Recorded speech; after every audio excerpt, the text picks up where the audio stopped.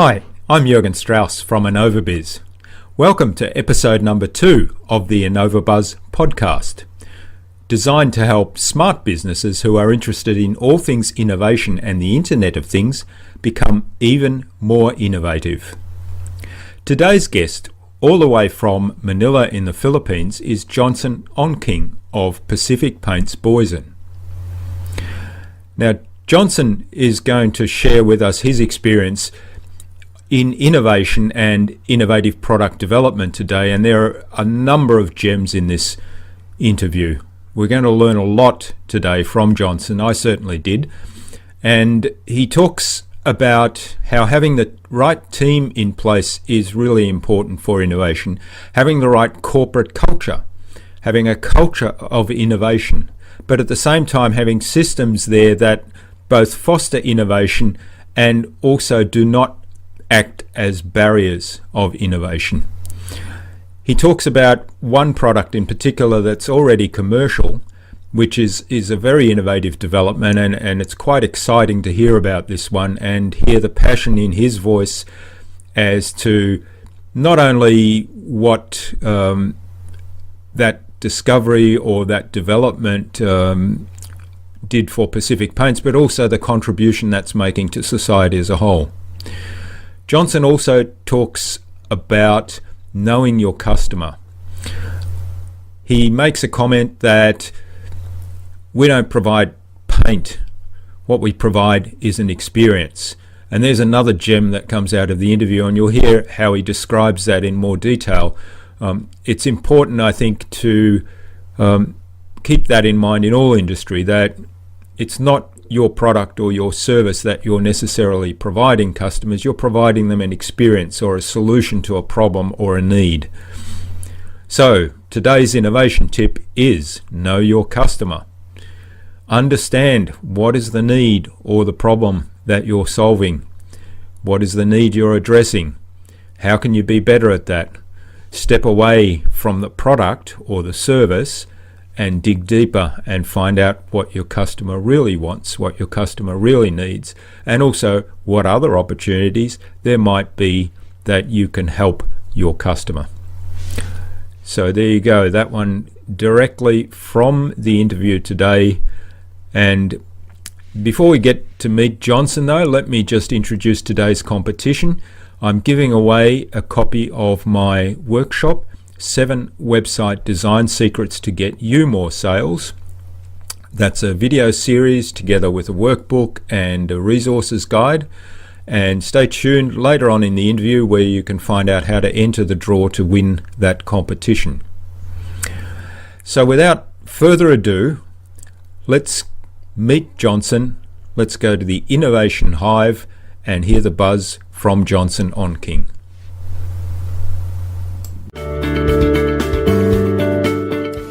This is the InnovaBuzz podcast, helping smart businesses be even more innovative.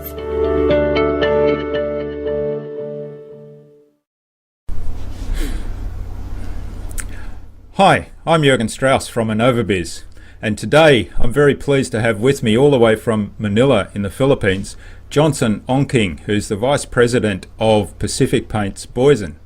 Welcome to the InnovaBuzz podcast, Johnson. Well, thank you, Jürgen. It's an honor to be here on your show. Thanks for inviting me. Now, we're going to talk today about all things innovation in the paint industry and manufacturing and product development. A lot of consumers don't really associate house paint or industrial paints with innovation, but let me tell you from my own experience that paint manufacture and paint product development is indeed a very innovative industry, and Pacific Paints Boysen are among the leaders in innovation in that field. But before we talk about paints and innovation in the paint industry, quick competition announcement. So today I'm giving away a copy of my 7 website design secrets to get you more sales workshop video together with full workbook and resources guide. So stick around for details on how you can enter the draw to win that later on in this interview. Okay, Johnson. So before we get on to talking about Pacific Paints Boysen and paint manufacturing and product development, let's learn a little bit more about you. So when you were a child, what did you want to be when you grew up? Well, Jurgen, just like a lot of little boys, I was very much into airplanes, and I thought, wow, it would be nice to have your own little airline. But now that I'm older and know how difficult that industry is, I'm certainly glad that was just a passing boyhood fancy. Yeah, well, there hasn't been much joy in that recently, has there? Yeah. Yeah. So better not to be involved in that. Yeah. So when did you change your mind and decide you wanted to go into paint manufacturing? Well, it's funny. My dad was one of the founders of our company, and I remember when I was a small boy, we used to go to the factory on weekends and things like that. But I never really thought about joining the business. In fact, because we used to live in a small 2-bedroom apartment. My dad, I could hear my dad wake up every morning at 4 o'clock, starting his work day. So I thought, there's no way I want to do that. So much like hard work. Much too hard for me. Yeah. So I actually did economics in school, and I went to investment banking for a while. And later on, for family reasons, I came home, but still not really convinced that I would join the company. But when I did finally join, I found out how surprisingly enjoyable it was, and ever since I've really enjoyed working for the company. And as you said, from an outsider, the paint industry just doesn't look too exciting. I mean, they say they use the watching paint dry as an idiom for That's right. not too exciting things. And but once you go into it, and you yourself have been in the industry, so it's a lot more exciting and a lot more fun than people would imagine from the outside. Yeah, exactly. Yeah. So how did you get involved then in the company? What was your journey to where you are today? So I started in the company in 1996, so 18 years ago, and we go through the ranks. So we started, I started in the warehouse, later worked my way into to the laboratory to do some basic technical training, learned the ropes there, did some customer service, sort of went around the organization, learned different things about the business, settled into to a procurement role, which is how we met each other, and still continue that today, and oversee as well the manufacturing and technical parts of the business. So I pretty much look for new technologies and try to bring them into our company and see what we can do with them. Okay. I guess it's my most important role in the company. Yeah. Okay, and we'll talk a little bit about some of those later on because there is some exciting stuff there. So you kind of touched on this a little bit, but what do you spend most of your time doing day to day? Well, a lot of it is making sure, from our procurement part, just making sure we get all the materials we need to make the products we need to do. Of course, when we're doing that, keep a close eye on what new things are out there, and there's always a lot of new stuff, new possibilities out there. So we make sure to explore those, see what has potential, what might be too difficult to do. In my manufacturing sort of oversight role, just make sure we're doing things the right way, getting product out as efficiently as possible, and sort of on the technical side, which is, I think it's a good practice of both the technical and procurement linkage there, because we can work those two parts very closely, and what sometimes would on paper look like, say a slightly more expensive raw material, but if that's purely a purchasing decision, they don't see the technical merits of it, and if you go the other way, they might not see the financial side of it. So I think that's a good role to have those two. So I bring those two teams together in our company, make sure they talk to each other and make sure they understand the full picture. Okay. And I think the most important part of my job is people development, making sure we keep growing our people and giving them more and more responsibility so that they can develop into future leaders for our company in the future. Okay, that's great. Yeah.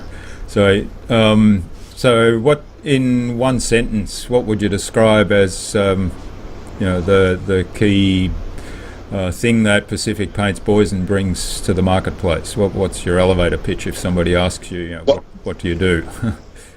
Well, for our company, it's really bringing the highest value paint at a price point that's affordable for people. So we're all focused on bringing the most value. So that really demands us a lot of work to look at making things as efficient as possible, so that we can lower costs and make our customers enjoy those cost savings. Okay. Now, you mentioned something about people development and also the interactions between technical and procurement. What do you see as the biggest challenges within the company? I think it's funny. Like a lot of paint companies, we grew up on a technical mindset. So a lot of paint companies are founded by chemists, and they really focus, and understandably so, on a push model, making products and pushing it out to the customers. And it's the same here as in Australia. I think you find out the decision maker for painting decisions is actually the housewife, the woman of the house. It's not, and yet and they're making decisions, maybe not so much on the technical merits of the product, but more on say how a certain color makes them feel, how it changes the mood in their rooms and in their homes, these kind of things. So I think our company probably, we need a bit more of, I'm trying to think whether that's left brain or right brain. More that side. I mean, I think we're very used to making good paint, but trying to understand why people actually buy this or that product, and maybe this or that color more than the product, and understanding that a lot better, I think, as a skill set. So we need to get more in tune, say, with the artistic, creative side of ourselves, of our human dimension, as opposed to just the technical. Yeah, there's a real gold in that message, because it's basically about understanding who your target market is, who the key decision makers is, and what they're looking for, isn't it? Right. Yeah, right. Which is a message that all marketers should be heeding, but often don't. Well, we need to do it better ourselves. We've got a long way to go on that journey as well. So, what sort of things keep you awake at night? What do you worry I think about? I'm paranoid, but the one thing I keep worrying about is there something that's replacing paint? Is what'll make paint irrelevant in the long run?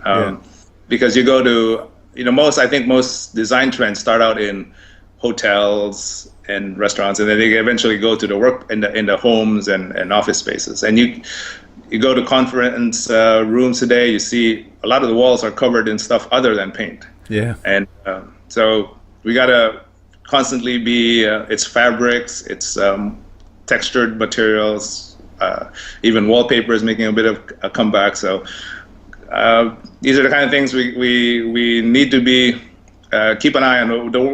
We spend a lot of energy and resources on making sure we're the best in our industry. But if our industry becomes irrelevant, then it's useless. That's right. Yeah. I'm about to do a little introduction around photography and the transition from film, because that's where I started my career, in film photography, and it's exactly that happened. Basically, the industry didn't realize that it was about to become redundant, and when they realized it was too late. So hopefully it won't happen for more or 20, 30 years from now, and hopefully I'll be retired by then. I don't worry about it. Yeah. Well, it's all about adapting to the change, isn't it? Right. All right. So tell us a little bit about the history of Pacific Paints and how it developed into the company it is today.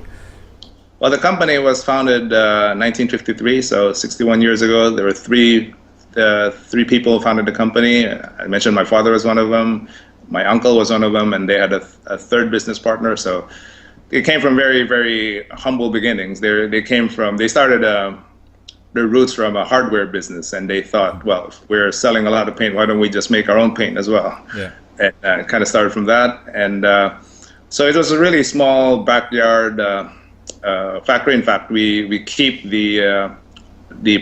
our main office today is where the company started way back then, to remind ourselves of our roots. Yeah. And I think they did the really phenomenal part of building the company from nothing to, by the late 70s, we were the market leader in the Philippines, and they've continued to grow that further. And I think by the turn of the century, we've been identified as one of the top 50 paint companies in the world. So I think that's a remarkable achievement to go from zero to something like that. And we're just very, very fortunate to be part of a company that has such heritage. We're purely in the architectural, so decorative paint. We just make house paint. We don't make specialized paint for cars or for cell phones or things like that. And been, again, just very fortunate that to be part of this company. Yeah.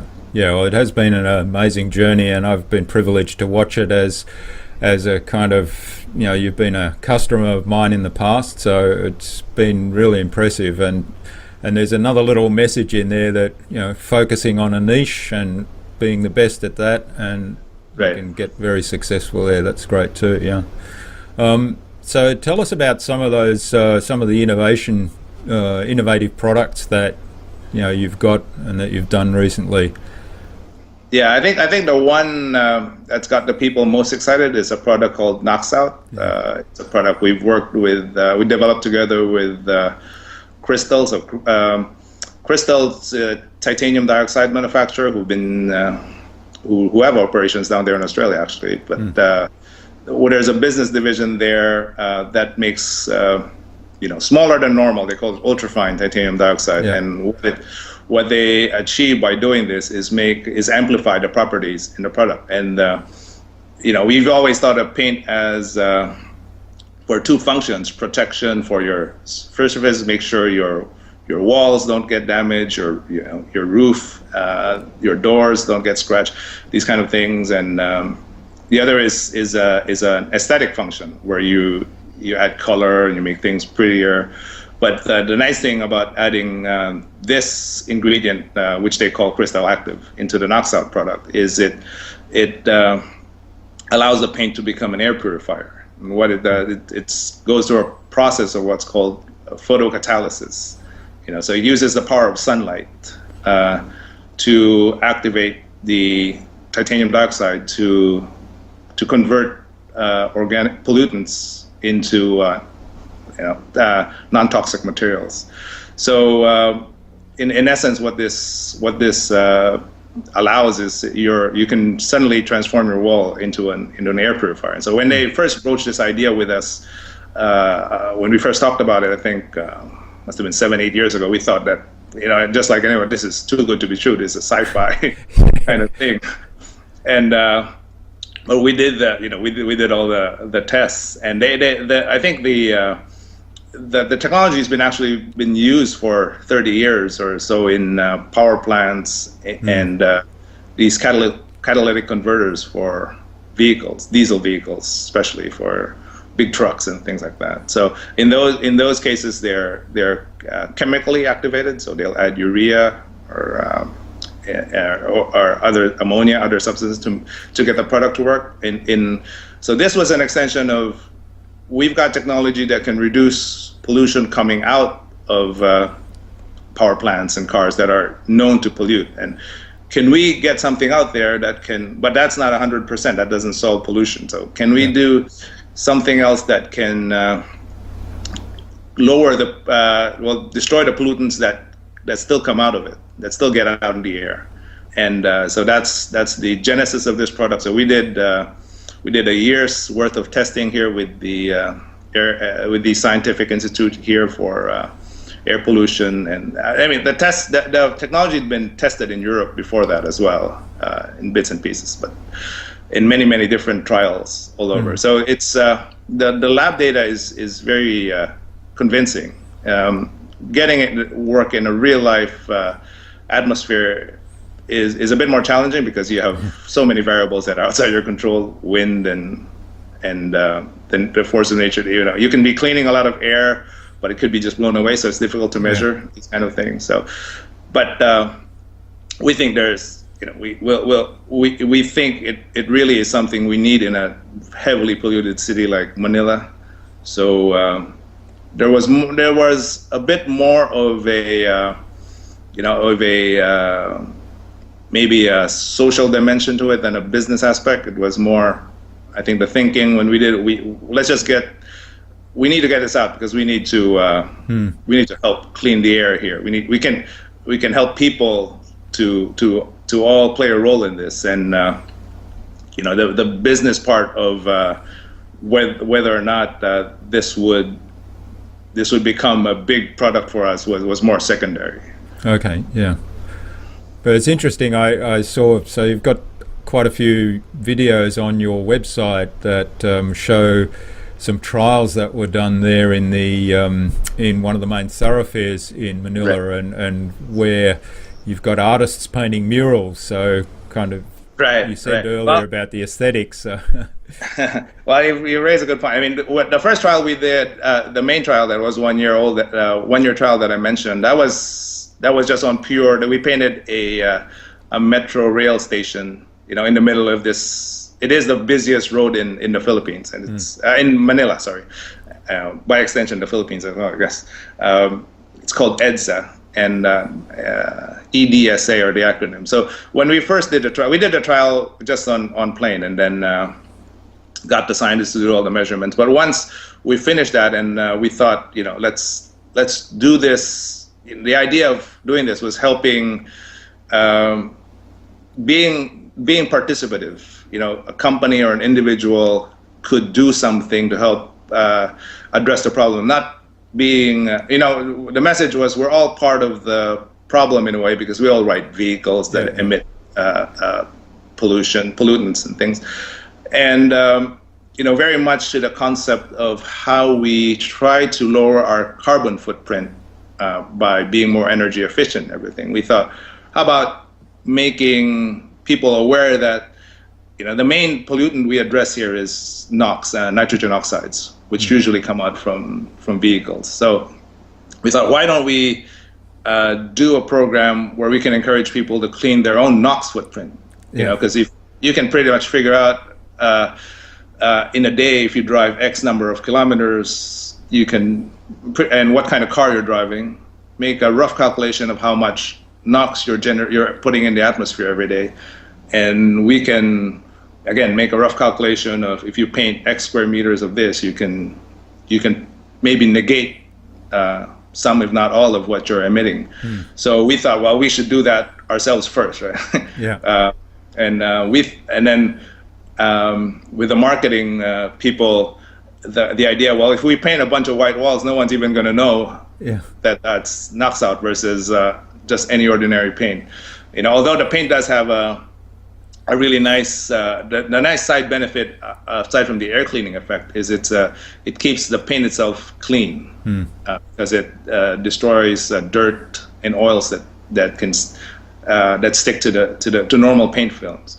But that's not really, people are still not going to figure out that it's what this is. So the idea came about, why don't we, bring in the aesthetic part of paint and make these nice artworks out of it. And they pushed the idea a bit further because I thought that was a really nice message of blending art and science together. Yeah. And they said, well, let's make this the world's biggest air purifier. Yeah. Kind of thing. And then let's make this. Let's make sort of this road, this very heavily polluted, heavy traffic road from an eyesore into something that people would actually enjoy driving through every day. Yeah. And it's there's no question from a media point of view, it's generated a lot of interest. I mean, I think it generated a lot more interest than if we had done the same thing and just painted white walls. Yeah, that's right. Yeah.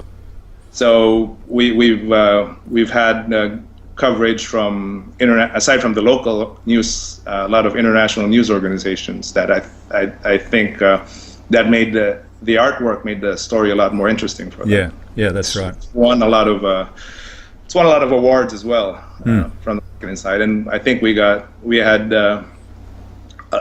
again features in environmental shows and things like that would not have the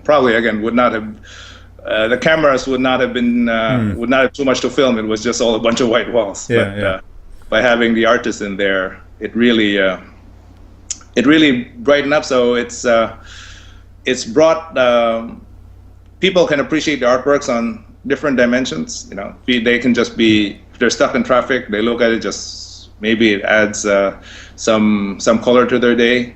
If they take time to if they're stuck there for a longer time, they can really look at it, and then they're usually the artists have put some, like all artists, they put some significance, some meaning to their artwork that you don't really see right away. And then on another level, it's helping clean the air for everyone who's going on this road or waiting for a bus or things like that. Yeah, it really is a great story. And if people aren't very familiar with this, go to the Boysen website and have a look at some of the videos on there, because it's there's quite a bit of information on there. So it really is a great story, and it again, the combination of art and science to help people and help the community. It's great. Right. And that's going back again. That's why we need more of the artistic side in our company. This was proof that when you get that side involved, it really helps. Yeah. So you mentioned that this generated a lot of publicity, and there were news media and television cameras and so on. And I noticed you've used a lot of that on your website. When did you discover the web and start making use of that? Well, we probably were. I wouldn't say we're ahead of anybody as far as using the web. I think I should probably learn a few tips from you. I should probably get a copy of your book as well, Jürgen. I think for we first approached the web really, I think, like a lot of people, just to put information up there, but not really taking advantage of the way that you can have a one-to-one sort of engagement. We sort of use it. When we first put out our website and everything, we were thinking, again, we were just so used to the mold of TV advertising, radio advertising, newsprint advertising. We thought of it more as just a one-way messaging, and we kind of missed out on the fact that what the web really enables you is to have two-way communication and the possibilities for direct one-on-one sort of marketing communication. So we're trying to put in a lot more ways to interact with our consumer base. So we've got a social media team now, and just like everybody, I guess, but that are more active, that are out there really making sure they're getting feedback, they're responding to feedback. And it's I think in the future, we would probably put a bit more of our marketing spend on the digital side, because we really should think about how we can be more creative in taking advantage of this opportunity for direct marketing, for maybe direct communication even more than direct marketing, because we sell our products through a network of dealers, so we don't have our own stores. We don't get a chance to communicate directly with our customers. We speak a lot with architects, designers, painting contractors. We don't really have that direct access to the homeowner, and the web allows us to have that. And there's obviously a segment of that population that's very actively involved. I think from what I know, the Philippines is one of the heaviest users of Facebook on a per capita basis. So we should be thinking of how we can use it as a channel to communicate more, to get feedback, especially. so that we're not getting feedback just from a secondary source, but direct from the consumer as well. So I think there's a lot of work, but there's a lot of exciting possibilities there. Yeah, that's right. It does open up a lot of opportunities, like you say. And also with you could have a photographic competition or something with the best mural done on Knoxout, something like that. Yeah. So what are some of the innovative things you have done on the web then? Well, we've thought about with the Knoxout project was adding a social component to it, and that was exactly how you could as an individual person just help make the air better in Metro Manila. So we've tried to do sites where if you get your house, or if you just paint a wall, we call this program the One Wall, One World program. Okay, so just paint a wall and let us know. We'll put it up on the site. We'll sort of identify who. We'll make sure people know you're doing your social contribution. So that we've I wouldn't say we've completely been as successful as we wanted to on that, but we've got to do more work on that. And from a from a social media standpoint, I think we're doing what we need to do, but we haven't gone, let's say, anything above the crowd in that terms. Okay, so lots of opportunity there still. Yeah, but as I said, I need a copy of your book. Yeah, but I like the way you've done the you've placed those videos prominently on there, particularly about the Knoxout, and there's a lot of information there that is, I guess, it's known from all the studies done that people learn a lot more and take in a lot more from the visual component, particularly videos. And if you're you're displaying some of the more complicated things around what makes this paint work and what does it do, and then of course the artistic element that you talked about bringing in. So that's I really like the way you've done that. Well, thank you. I think we've also put in some videos on just how to apply certain products, because it's just so hard to understand it from reading it. So you're completely right. Just seeing a video of how to do it is so much easier. Yeah, that's right. Another thing we're trying to promote this concept of painting white roofs to help mitigate climate change, because a white roof, as you know, reflects sunlight back into solar energy back into space before it gets a chance to be trapped by greenhouse gases. And it's not a common practice here to have a white roof, so it's kind of it's changing social preferences, which is not easy. So we thought, again, we should do something. This is something we're about to do, because we teamed up with the Climate Change Commission here to really push this program starting last year. So again, we'd like to be able to put up a site that can acknowledge people who've done this and sort of give them social recognition for people who are kind of doing the right things. Yeah, I think what the nice things about this new innovation is the idea of environmentally friendly paints for so long has been about just doing as little damage as you can to the environment, lower the risk, the footprint that you might have. And I think we're seeing with these new products the opportunity to go into products that can actually help improve the environment and not do harm. Which is sort of a change in paradigm. And the exciting thing from a social part is it allows everyone to be part of the solution, part of solving a problem. And that makes it a perfect venue for social media. We just need to think of how to bring this together in the right way. So, still thinking, don't have all the answers. Okay, yeah. Well, hopefully we can do some good stuff and show it to you later on. Okay, yeah, well, we'll keep a watch out for that, and hopefully everybody will make some comments at the bottom of this video. Maybe you'll get some good suggestions. Thank you, Jürgen. Yeah. So, how do you keep balance? You've got all these things happening and all this exciting stuff. You've got a big company to run. How do you keep balanced? What do you do when you're not working?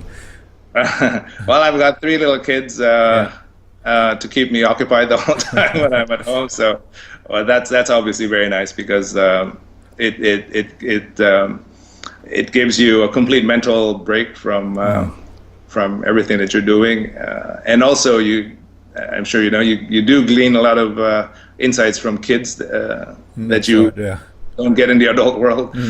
And like you, Jürgen, I'm an avid cyclist, although I do maybe just a fraction of what you do. So I still try to, basketball is a national sport here in our country, so I still to play that every once in a while.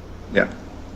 So I try to just get out there, do some physical activity, and wash my brain clean. Yeah, that's a good expression. Wash your brain clean. Yeah. Yeah. Do you find when you're out cycling, where if you're on your own, you sort of tend to get a lot of ideas and thoughts through your mind? I do, and you're not consciously trying to do that. Yeah.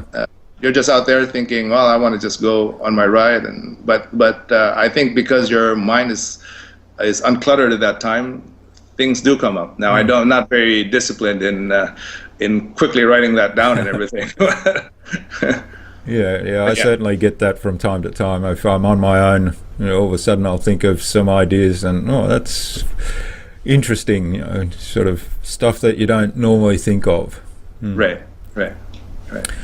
Okay, so if you had a magic wand to fix one thing in Pacific Paints in Boysen, what would that be? I think I'd go back to what I said earlier. If we can just get more engaged on the creative side, the feminine side, if you will, of our company, of our people, give that maybe a bit more weight, a bit more voice into what we're doing, and to balance out. I think we're doing the other side reasonably well, and we just need to get more on the creative, trying to really understand why people buy our products, and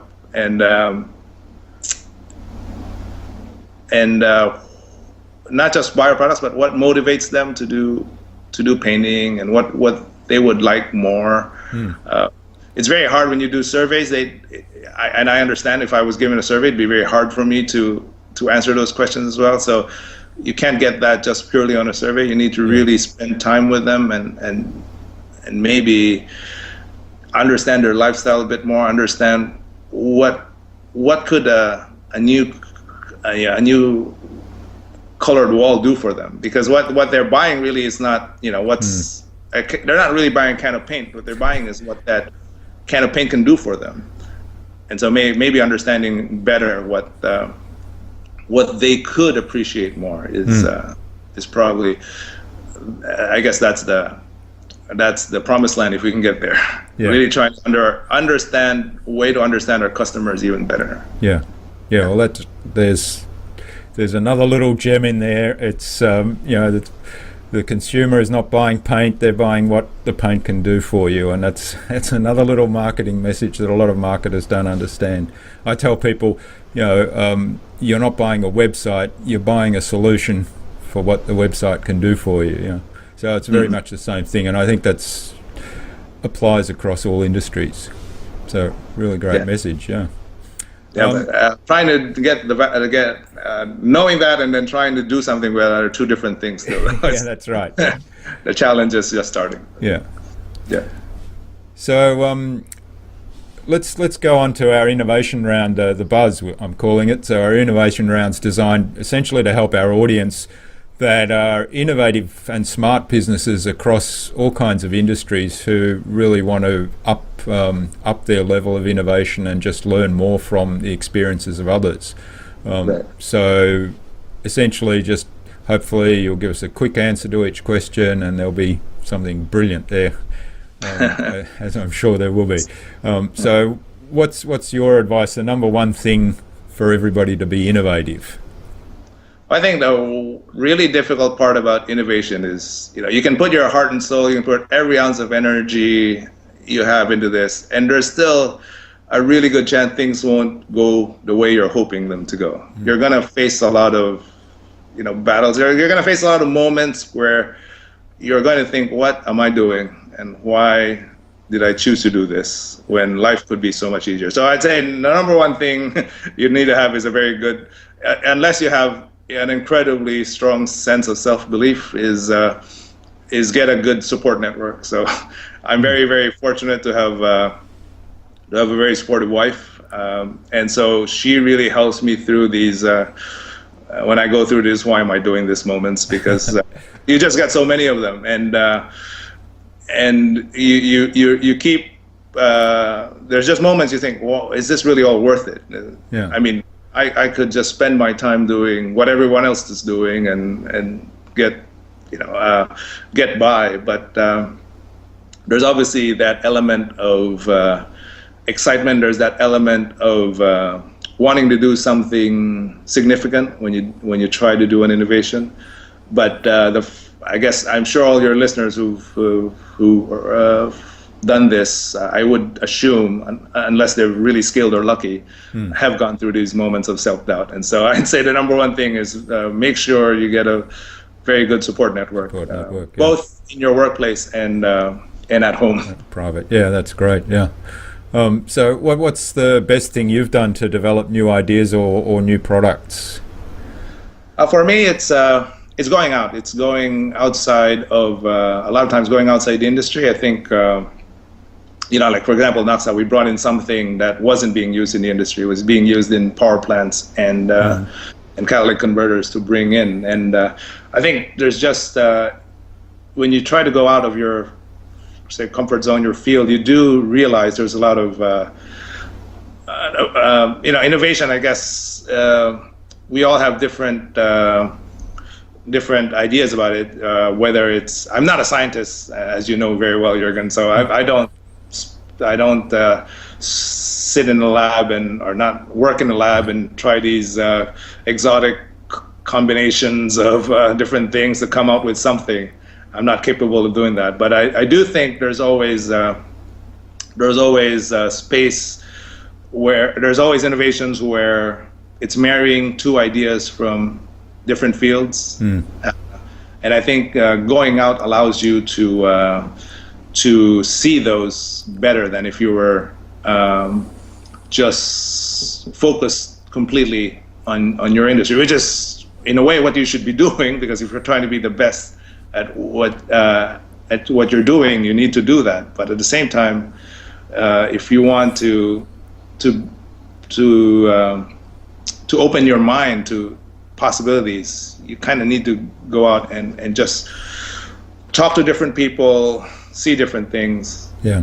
I mean, it's a cliche, I guess, but I would say that's where I get my ideas from. Yeah, it's great. That's great advice. Yeah. So what's your favorite tool or system for innovation? I think it's really having an open mind and learning from other people.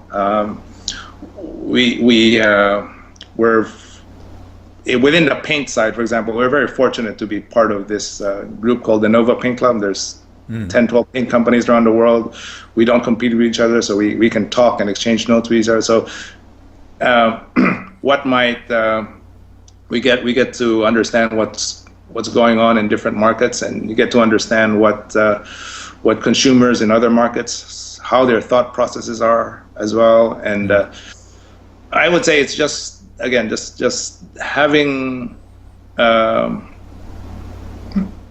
your, I guess you need a lot of these uncluttered moments where your brain can be open to other ideas. Yeah. And they might, some might just not make sense, but at least you got to consider them and use that as the starting point. And that's, there's product innovation, there's obviously sort of business model innovation. And that's, I think, in the business model innovation, that's where you really can learn a lot from other industries. Yeah. And the world is going more and more to a service, where services are in a way more important to growth than the manufacturing. And there's a lot of things from the service industry we certainly can learn from, and how people are treating their customers, things like that. Yeah, and like you said earlier, people aren't buying paint, they're buying what the paint does for them, they're buying an experience. Right. So how do you make that experience better? Yeah. And then once you think of it in that framework, then you can think of how are other service industry making their experience better for their customers. Yeah, exactly. You can learn even things from a hairdresser, things like that. Yeah, that's right. Yeah. So what's your recommendation for keeping a project or a client on track? I think it's for us when we're doing these projects. It's energy. You really need to make sure you've got people who are gung ho and really committed to making this thing happen. So you just want to make sure you don't have things that get in their way that suck that energy out. For if it's whether it's some long-standing corporate policy or rule or something. You just want to make sure those don't get in the way of people who are trying to do something innovative. And so because the most important part, I think, for innovators is that energy, that attitude, that can-do spirit that everyone has at the start of these things, and you just want to make sure that keeps going. Yeah. And you don't do something that kills. And once that dies, the whole project dies. Yeah. So keep the barriers out of their way. Yeah. It's great. Yeah. And so, what's the number one thing anyone can do to differentiate themselves in their field?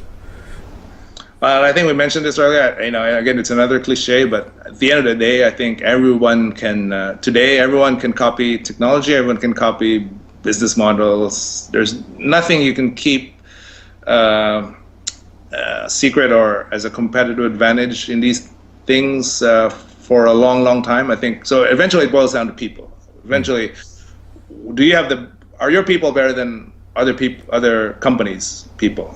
And so I think that's where you need to then spend the most of your time in as far as investing in the growth and development of your people, and making sure you've got so in terms of the company, that means having, I think, your culture, your corporate culture as the main differentiating advantage, because that's one thing that's just going to be so difficult for anyone who wants to try to copy. They may get bits and pieces of it, but unless they really believe the same things you believe in, and essentially make themselves, and they can copy a product, they can copy a business practice you're doing, but I think that,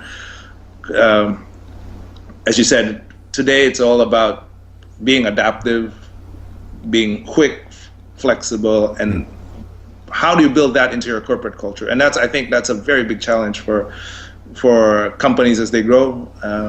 You're trying to be as efficient as you can in what you're trying to do, but at the same time you need to have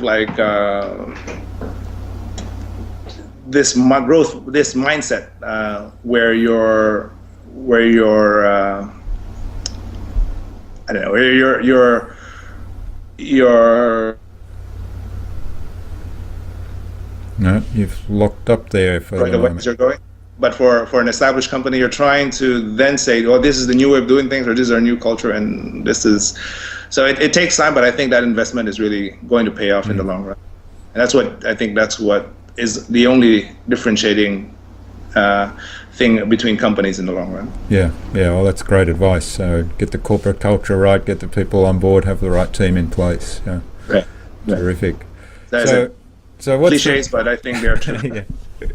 So what's the future for Pacific Paints Boysen then? Well, I think we're very fortunate to be in a developing market that's growing. We've got in terms of per capita, I think a Filipino uses, I think, on a per annual basis, 7 or 8 times less paint than an Australian. So we've got a long way to go. So the future is promising in that sense. We should be able to keep growing just from the local economy growing. From the innovation side, I think the way we see the paint business, as you know, it's very difficult really to export just the normal house paints, because everyone has the same thing. So if you want to build an international business, it has to be special products, with special features that might be either too difficult for other people to develop, or just it's a niche market and they don't in their field, and so in their home market, and they don't feel maybe it's worth the investment in that. So that's what I think we can look into more in the future, of something like Naxal provided the first test of that, and maybe we can find other things like that where maybe initially, especially, it's a niche market in a lot of different markets, and you add all that up, and still an interesting market. But in terms of what you mentioned about bringing the web into this, is I forget the author who said it, but it's like building a tribe. But we can build a tribe. Seth Godin, I think. So you can build a tribe now internationally and not just domestically, but to get that tribe all thinking along, believing the same thing, thinking along the same lines. So I think if we can use our digital tools to sort of grow that, it'd be great for us in the future. Yeah. And you mentioned earlier that one of the things that kept you awake at night was worrying about paint becoming redundant. So what do you see as the future of the paint industry? Well, fortunately for now, and again, I hope I'm not being blindsided by anything. But I still think it's a message both you and I had when we're working together. Paint is still the most inexpensive way to transform your living space, change the look, change the feel of your room, so hopefully it's still going to be a tool that's most accessible to most people. Most of the painting a room is still going to be cheaper than changing a piece of furniture. So from that aspect, I think we hopefully are still okay. And as far as protecting a lot of surfaces, I think it's still the most economical way to do it as well. The walls of your house outside, and even metal structures, your car. Even though we're not involved in those things, it still seems like today paint is still the best way to get that done. And for me, I think if we want to make it even a more stronger business in the future, is adding functionality. So, Naxal is an example. Again, we add the air purification performance into your wall. The idea of white roofs making your roof. So it's not just protecting your roof, but it's now helping you become a warrior for climate change. That's right. Yeah. These kind of things. There's a whole range of studies being done on the white roofs about the energy savings inside the building as well, in terms of reducing the air conditioning costs, for example, in big office buildings and so on. Yeah, I forgot that part. Thanks for reminding me. Actually, most people would use a white roof for that purpose, for their own internal savings. But the big bonus that maybe might become more relevant in the future is the fact that it's also helping in getting just more heat out in the space, and helping fight climate change in that way. Yeah. Well, it's fascinating. So if we can think about other functionalities we can add into paint, and it'll make paint a more indispensable part of life, I guess. So that's a challenge from our side.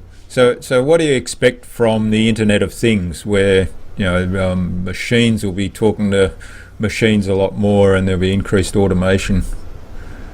I haven't thought about that so much for paint. I'm not quite sure how it'll play a role. I don't know if the closest thing I've seen today that, for example, for the knocks out part is I think there's a lot of work trying to make smartphones into air pollution monitoring devices, where you can measure pollutants and things like that from your phone. I think there's you might like this. There's a project out in Copenhagen where they're making bikes into pollution monitors as well, because so many people bike there, and then the information is relayed into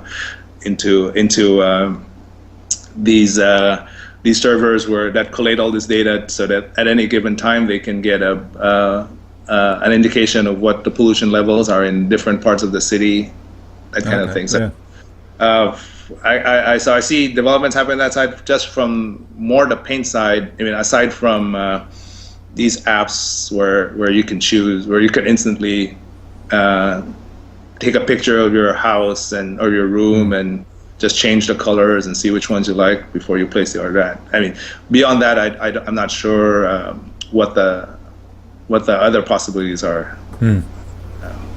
But those kind of things, I guess, have become commonplace today. Yeah. Okay. Well, before we wrap up with Johnson, just getting back to the competition. So, as I said, I'm giving away a copy of my 7 websites, web design secrets to get you more sales. That's a workshop video together with Workbook and a resources guide. And what we'd like you to do to enter this competition is leave a comment under the video and tell us what you've done that's innovative in a sense of combining a scientific development and art, just like the Knocks Out initiative. So I think that's a relevant one. Leave a comment, be as informative as you can. So you've got to think about this one a little bit and share with us, but that's why you get the prize for putting in the work. Leave a comment under this video and I'll get Johnson to swing by in a couple of weeks and award that prize. Is that okay? Thank you. It'll be my honor to, Jürgen. Yeah. Thank you. So in wrapping up, what's the number one piece of advice you'd give any business that wants to be a leader in innovation and productivity? I think it's very, very difficult to do both. One is you're trying to really continually improve your business, and the other is really, in a way, again, as we said, there's different ways of thinking of innovation, but in this context, I'm thinking creating a new business model, or at least making sure you don't get eaten up by a completely new business model out there. And they're difficult, but I think companies need to do both. You need to make sure you're as efficient, you're as sharp as you are in what you're doing today. Otherwise, someone will put you out of business. And then on the other horizon, you have to think about someone out there is thinking about something that may make your business irrelevant, or your whole industry irrelevant in the first place. So you've got to do both, and each one calls for a different kind of innovation. I think being the most productive, being the most efficient, calls for more incremental type innovation, where you're improving your processes, one step at a time. And most companies are pretty good in doing that. You know what the targets are. You just make sure everyone's working towards that target, and you get to achieve it. But we've seen, especially in the internet age, how so many new businesses have come from nowhere and just displaced existing business. So how the challenge of how to make sure you also have a team of people thinking about that and doing the work on that. So I think since it's mostly been startups that have been doing this type of work well, we might need to understand more what the difference is in a startup culture versus an established company culture, and then think of how we can have a startup culture type within our company to think about these new innovations, these new disruptive, if we can call them disruptive innovation type ideas. So might make sense that you need to have sort of startups within your company. And the experience I've had with Knoxout shows me that in a way an established company has the best of both worlds, because you've got the resources that the startup doesn't. But you need to have a culture that, again, going back to how a lot of these new innovative ideas, a lot of them will fail. It's just part of the deal. You don't know which ones will work, which ones won't work. And I think in a lot of established companies, there's too high a penalty for failing. If you work on a project and take a new product and it doesn't take off, then sort of you're stigmatized for being not a good man, not a good business leader or something. Whereas I think the odds are just more heavily against you than if you were, trying to grow an existing product line or something. So I think culturally you need to have almost two different companies. You need maybe 99% of your company working on that incremental innovations, making sure you keep improving there. Maybe you have a small percentage of your company really as designer startups, where they're almost outside. They don't have to play by the rules of your existing company, and maybe you think of them as the way a venture capital firm does. You just give them, do some funding for them, and again, that's the advantage an established company has. Because when I think of Knoxout, I think if we were completely a startup and having to depend funds from outside, it would just have been so much more difficult. The fact that we could get a budget from our existing company just made it so much easier. But at the same time, the guys we had who were working on this were kind of outside. They didn't have to. If they have to worry about the day-to-day things, they'll never get anything done. So they were kind of the startup group, if you like. So I think it's a tricky balance, but I think you almost need to have two different companies. And I know this is I might be contradicting myself earlier, saying that your company culture is the most important one. So now I'm saying you might need two different cultures. So I'm not sure how this do it, but I think you really need two different. You need to do both these things. Otherwise, obviously the first one, make sure your business keeps growing, keeps getting stronger. But you need a little thing on the side, just exploring these little opportunities that might actually become bigger. Not just as a defensive matter, but also just there could be great opportunities there. Well, there's some great insights there, so that's really good. So thanks, Johnson. It's been a really great interview today. Where can people reach out to say thank you for all the things that you've shared today and all the great insights? Well, thank you. I hope if people don't mind, they can email me directly. The handle is johnson@boysen.com.ph. Okay, and we'll and if that's a mouthful to remember, people can look me up where we hooked up in the LinkedIn page. I guess that might be easy. So on LinkedIn as well. We'll put the links underneath the video today. So so thanks very much, Johnson. It's been an absolute privilege today. It's been really enlightening. I've learnt a lot, and it's been exciting to learn a lot more about the Knoxout development in particular. So thanks very much for being on the InnovaBuzz podcast. Well, thank you, Jürgen. It's been an honor. Thank you. Hi. Now, I hope you enjoyed meeting Johnson as much as I enjoyed interviewing him. We both had a ball on that interview and both learnt a lot. So there are a lot of gems there, particularly around a culture of innovation and having the right team in place and removing the barriers that might be in the way for them to get on with innovation. So the show notes and resources for this interview will be at innovabiz.com.au Johnson Ongking. That's JOHNSONONGKING. All one word, no hyphen, no underscores, Johnson Ongking. Now, you can also subscribe to the InnovaBuzz podcast over on iTunes or Stitcher so that you'll never miss a future episode. Now, I was so engrossed with talking to Johnson about all the innovation that is going on at Pacific Paints Boysen, particularly the knocks out. That is really exciting development, that I completely forgot to ask who he recommends that I interview next on the InnovaBuzz podcast. Now, he suggested to me after we stopped recording 2 names, and so I'll share those now. The first one is Glenn Finkel from a company in the US called Purity, and they have developed a clear vision of the knocks out product that Johnson talked about.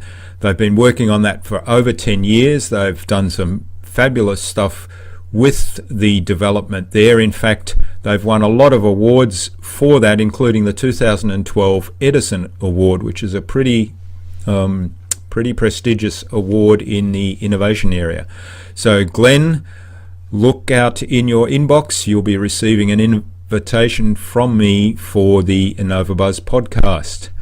And the other gentleman that Johnson recommend I interview is Miguel Nieva.